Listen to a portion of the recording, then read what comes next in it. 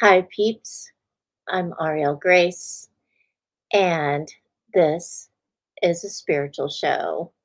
So, tonight we're going to be talking about two awesome women who helped shape the United States and possibly other countries as well. So, we're going to be talking about Harriet Tubman and Ruth Bader Ginsburg. Okay.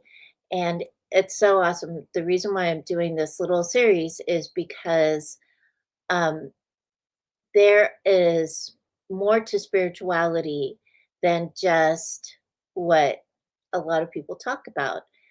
There is so many inspiring um, stories, so many inspiring people that are all around the world that give us hope, courage. They help our lives. And so that's one of the reasons why I wanted to do these two shows to give these examples because we're going into 2026. What's 2026 going to look like? What can we expect from it? And here are some great examples that we can take into 2026 to help us through the year. Hey, Mom. So, we're going to be talking about these two awesome ladies, and the message is about being a nice human. Be a nice human. That's the other message is be nice, be kind. Do things that are nice. It doesn't have to be a huge thing that you do. Just be kind. Be an example for others. Mind your manners, speak with respect, all that other good stuff, right? Because why not? It helps the world so much when we're like that, when we are kind. Mm, yeah, so I'm wearing my fancy festive ears tonight. I forgot that I had them, and I found them today. I was like, "Oh, this is a great holiday ear thing." So that's why we're wearing awesome, fun ears. All right. So we are going into 2026. This is the last show for this year. Yay. And um, so we're going to have the astrology show first in January. And then one of my clients today, she was asking me what the shows were going to be like for January. And I said, well, we're going to do the astrology show, and then we're going to do a show about number one, number 11, and 111. And she goes, oh, is that going to be on 111? And I was like, I guess so. So we're going to do the numerology show of ones on 111. It should be really fun. I can't wait to do it because I love, love, love numerology. It's like so fun. So those are the two shows that I have planned for January. I'll plan for some more. Please sign up for my newsletter at arielgrace.net, and you'll see. Sometimes I put the lineup for the shows in, and I got to start making that a habit. But sign up for the newsletter. It goes out once a month at the end or the beginning of each month. Okay. All right. I also want to thank everyone who have bought books this month, who are reading books on Kindle Unlimited. Oh my God. Thank you. It's so awesome. So I'm always promoting the Kindle Unlimited and Kindle books, although I do have paper books available. But I prefer that if you have the Kindle app or a Kindle, please read them there because it saves paper. And if you've ever lived near a paper mill, you'll understand why I encourage digital downloads. All right, so let's get to the show. So, like I said, these shows, these two shows that I've done, the Dalai Lama and Abraham Lincoln last week, this week, we're doing Harriet Tubman and Ruth Bader Ginsburg. Why? Well, because they bring hope to us. they're great examples of what we can aspire to. And when we feel that inspiration or we feel like aspiring, we raise our resonance. We give hope. We give hope to ourselves, which is a great strength. And we also, throw that hope out into the world. And people eat it up. They love hope. They love faith. So that's why we're doing this, all right? And I thought it was kind of funny because when I first started thinking about these shows, I actually Googled heroines of for the last 100 years. And I got a whole bunch of pretty starlets. And I thought it was really funny because they were heroines for being pretty, which is great. That's great. Everybody should be pretty. Everybody should look good, right? But I was like, let's see. I had to put in a whole bunch of other keywords to get some more information about heroines. But we're doing Harriet Tubman tonight because when I was a little girl, my mother used to take me to the library like pretty much every week when I was little. And one of the books that I got from the library was a book about Harriet Tubman. And I always thought, wow, she's awesome. So, and that time period, uh, the Independent War and the Civil War are actually for the United States history are my favorite time periods to research and find people and I'm actually doing research for a book that I'm writing right now that is about people landing at Roanoke Island. So I thought we're gonna rock on Harriet Tubman because she changed um, about 70 lives that we know of. Okay, that have been recorded. Who knows how many other lives she saved? You know, because a lot back in the day, women people didn't really write about women that much. So, but we do have some pretty good history on Harriet Tubman. She was born as Araminta Ross, March 1822, around that, in March 1822. We're not exactly sure the day. And she died on March 10th, 1913. So she was an abolitionist, she was a humanitarian. She like kicked butt and took names, right? She did. So she helped save lives through the Underground Railroad, and she actually was a runaway slave.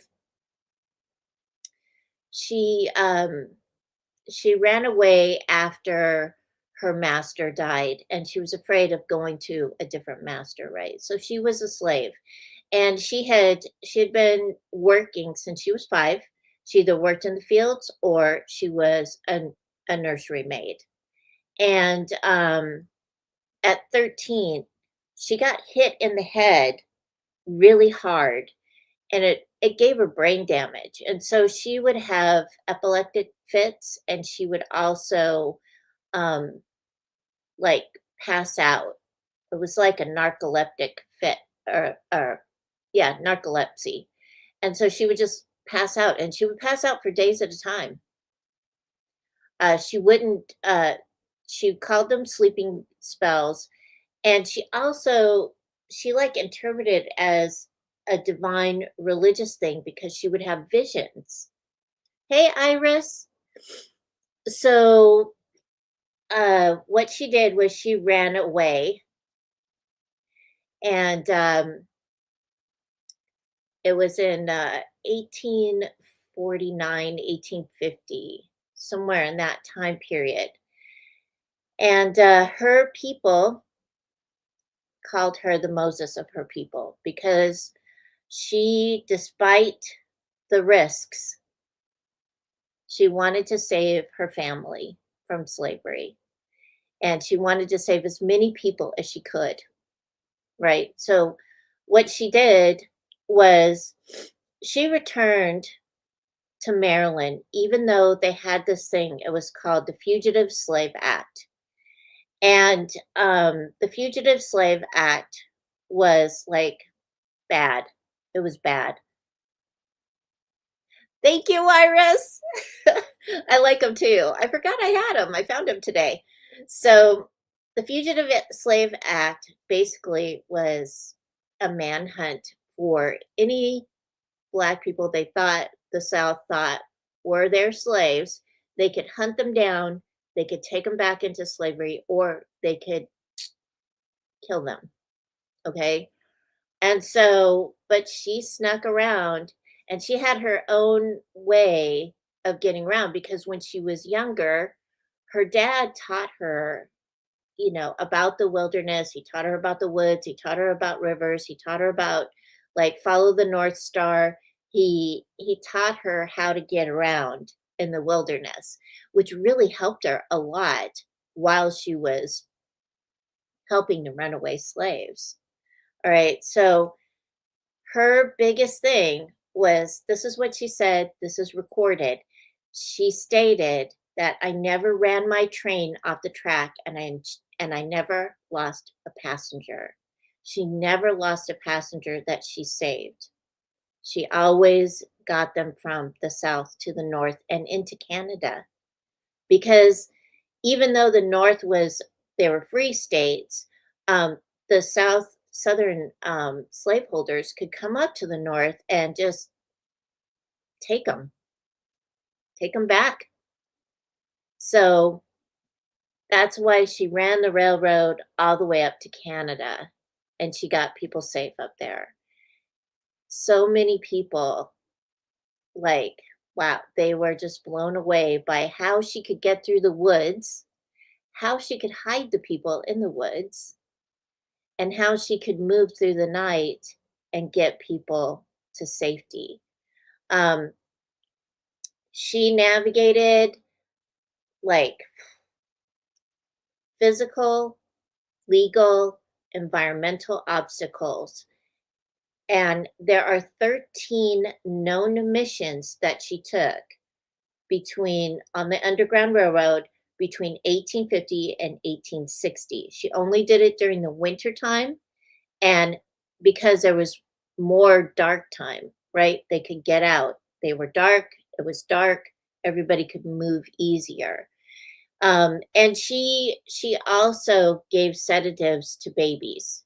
So the reason why is because we didn't want any babies to cry when we were in danger, right? So that's how they kept everyone so quiet going to Canada. So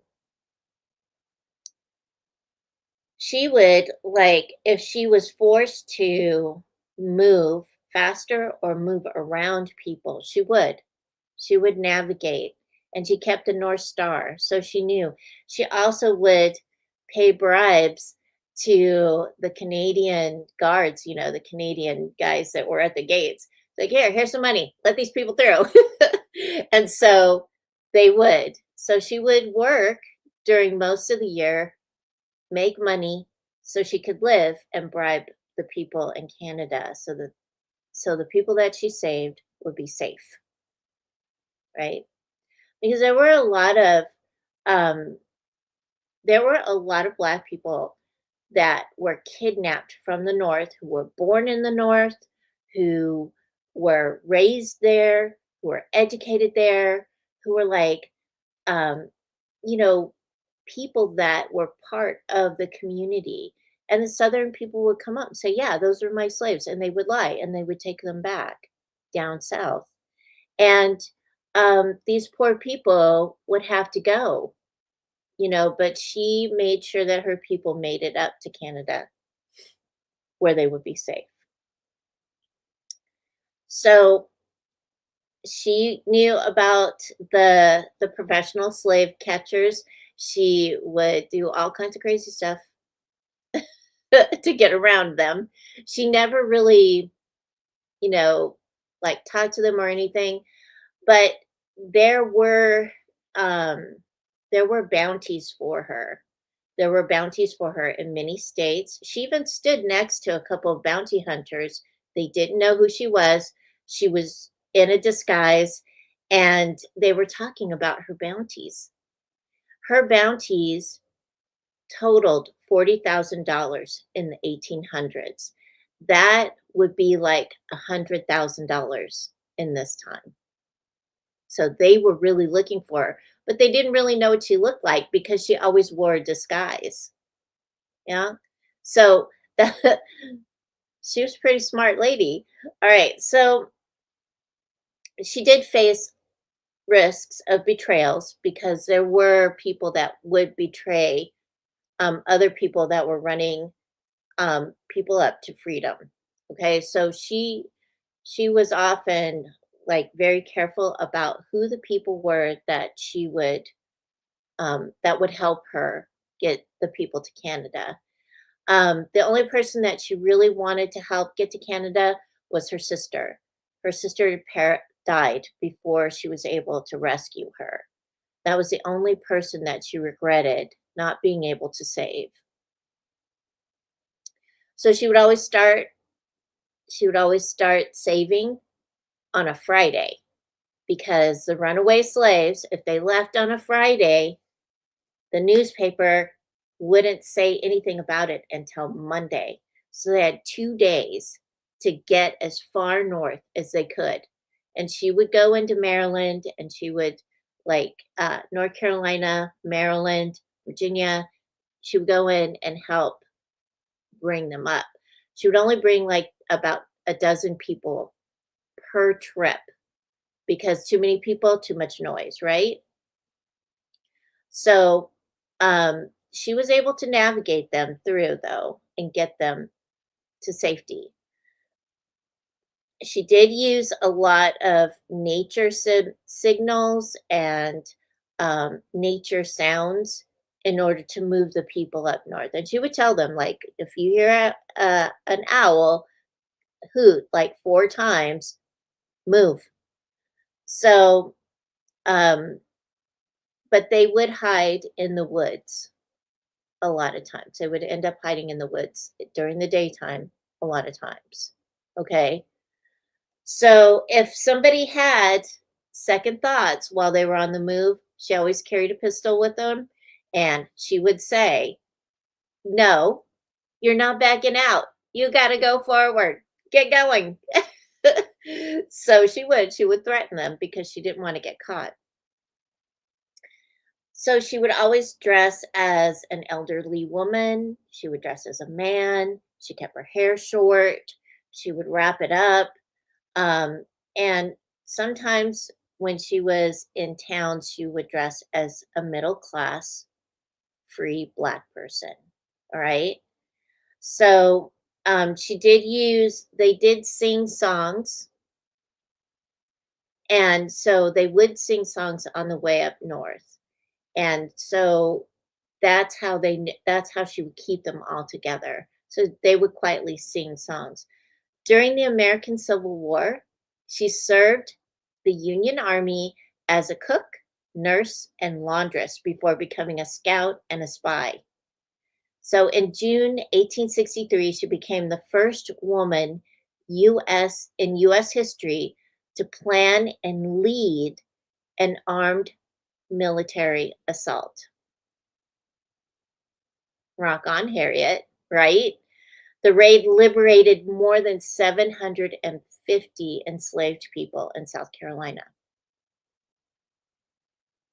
So after the war, she settled in Auburn, New York, where she purchased land from Senator William H. Seward.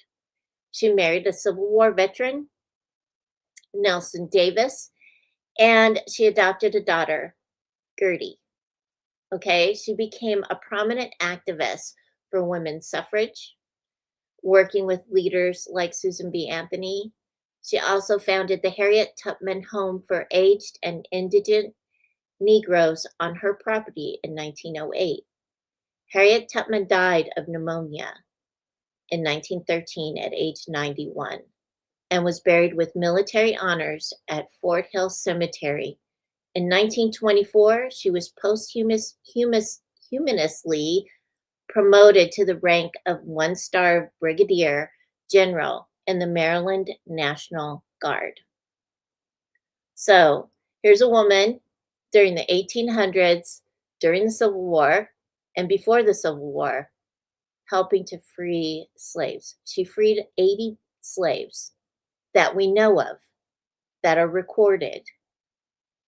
Okay, because remember, women weren't thought about that much, and they weren't really written about that much until like early 1900s. So there's one of our heroines.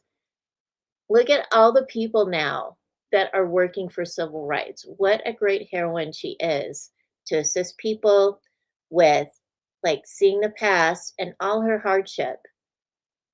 She did this as a person that had like brain damage. She was smacked in the head really hard. You would have to be hit really hard in order to have epileptic seizures, to have like to fall asleep, have narcolepsy, and she still did it. She didn't make any excuses. She just kept going because she wanted to help her people. So, what can you do to help your people?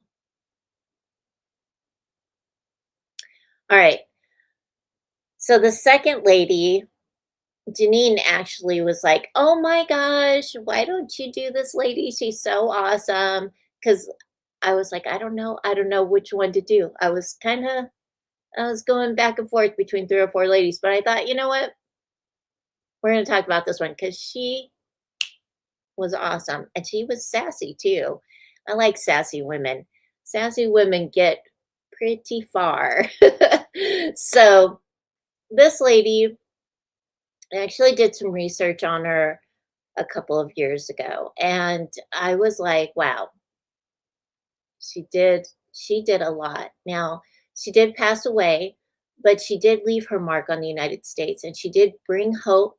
She changed laws. She made laws, and she's so awesome. Her name is Ruth Bader Ginsburg. And Ruth really fought for people. I mean, she really helped a lot of people. She gave people hope. And she was born in 1933. She died in 2020. She died of cancer. She did. But she was like a legal giant. Like, rock on with her, right? She was born in Brooklyn, and she overcame that time period when, women were supposed to be housewives and all that junk. Well, she was just like, no, I don't think so. So she did, and she fought for women to be paid as much as men. She fought for that. She was like, no, no, no, no. Women need to be paid as much as men. Yep. And she did that for us, women, and the men too, you know? So she co founded the ACLU Women's Rights Project. She served as a federal judge and was appointed to the Supreme Court in 1993 by President Clinton. She fought for gender equality until her death. She did. She left a legacy as a cultural icon for justice. She like she did so much for us. She did so much for everybody. Like she fought for everyone. Justice. Justice was a big thing for her. She was a judge, right? And although judges have to sit back and listen to both stories, they have to listen to all the information, gather the information, collect the information, she still decided that she was gonna rock people's worlds. And so she had a 27-year tenure on the Supreme Court. was defined by her rigorous commitment to gender equality and civil rights. Her most significant opinions include landmark majority rulings that reshaped the constitutional law and forceful dissents that often spurred legislative action. So she was out there and she was doing stuff. She wasn't just a judge that was sitting there, with his hand out getting paid. Hmm.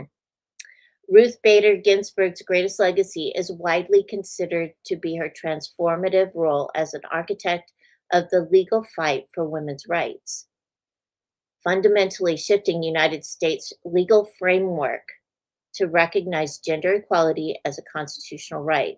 Now, this is still going on, right?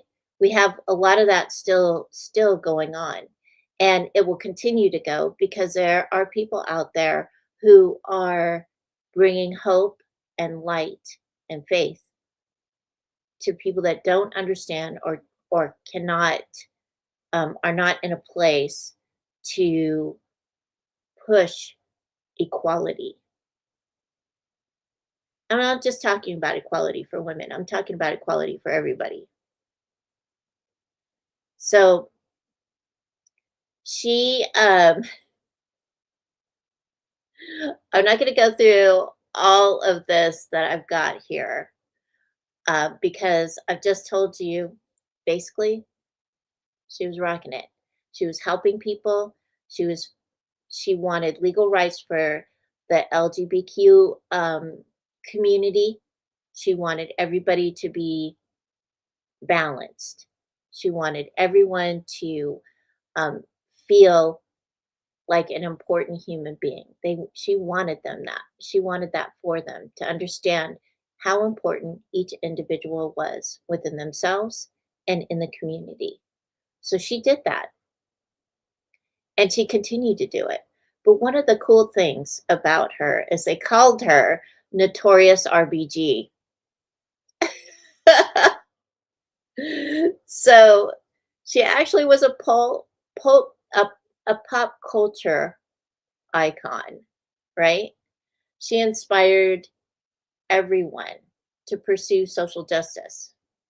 And that's something that is lacking right now is that social justice. A lot of people are working on that right now, but we need things to change, right? We need that change. We got to get rid of the old boys. The old boys are holding us back. Those old boys up in Washington, D.C., holding us back. We need some new blood. So, one of the things that she did, because she had to wear the judge's robes, was she wore collars. And it was so cool because she had a bunch of collars that she did wear, and people gave her collars. And I got this from a Time magazine article.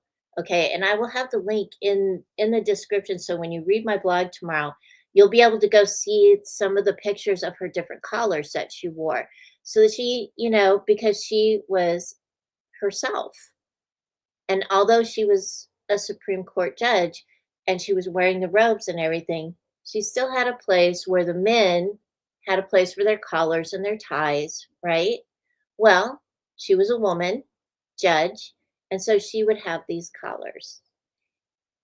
And it was really cool because a lot of them symbolized things. I have a couple pictures, but I would love for you to go see that article because the collars that she wore were beautiful and they signified different things. And so I'm going to show you. Let's see. There it is. Okay. So there's a big contrast here. So check it out. She had these lace collars. This is one of them. A fancy lace collar, right? And then she also had this beautiful rainbow collar. And she also had they called them her descent collars. And she had one that was, and you'll see a picture of it, but it was a dark armor like net plate featuring spiky metallic finger like projections. Like, I was like, oh, wow, cool. So when I saw the collar, I was like, oh, yeah, this is great. So the rainbow one is an LBGQ collar. And look how beautiful it is. A friend of hers gave it to her. But she had other lace collars, and she, like, people would know that was her, not only because they knew what she looked like, but because of her collars that she wore over her robes. So the pride collar was given to her by a fellow at Georgetown University Law Center for the justice. It is beaded in Ecuador, and Ginsburg first wore it on the bench in 2016, prompting several journalists to ask if she was wearing it to send a political message. Ginsburg was a champion for LGBTQ rights during her career. She wanted everyone to feel equal. She wanted to give everyone the opportunity for hope of their community, to help them so that they would continue to work for equal rights. So her one of her legacies is there are initiatives which include NYSBA, Ruth Bader Ginsburg Memorial Scholarships, and the ACS Ruth Bader Ginsburg Scholarship Award. So those are her two legacies that are really important for education. And, she really, she really showed us, oops, she really showed us that we can create change. We can bring, we can bring heroism. We can bring hope. We can bring faith. We can bring all the good things. We can bring light into a world that's chaotic, crazy, fun. But she really helped with that. And I encourage everyone who is interested in changing laws for the better to go for it. Because even though I'm not saying like any of the fancy spiritual words with these biographies that I'm talking about, with these people that I'm talking about. What I mean is that spirituality isn't just like meditation. It isn't just like speaking pretty words. It isn't just about like praying for people, although praying for people is a very powerful thing to do. Praying can bring miracles. It's about the example that we leave, the energetic footprint that we leave everywhere. It is about how we run our lives, how we take care of the people we love, the communities that we live in. And so I always encourage people to be you, be courageous, be awesome, be love, be that. Because if you're just that, it will show up everywhere. So during this holiday season, please do something wonderful. Do something great. You know, I made every year I make Christmas presents, and with my leftovers that I had from Christmas presents, I made hats, and I took them down to downtown Greensboro, and I handed them out to the people that don't have homes, that are living on the streets. I took my walk and I started handing out hats. And you know what? They were appreciated. There was some hope. There was some light. Something as easy and nice as that is a great thing. It doesn't have to be crazy. It doesn't have to be humongous. It just has to be as simple as that. Making sure that you give to toy drives, to the food banks, assisting in good ways. So, if you're going to talk about it, do it. That's what I'm talking about. Okay, so I want to wish everyone a Merry Christmas, Happy Holidays, and I'm so looking forward to 2026. I can't wait. It's going to be great. Please stay safe. Please stay warm, right? And remember, keep your heart open and aligned with the energy of love. And I'll see you in 2026. Bye.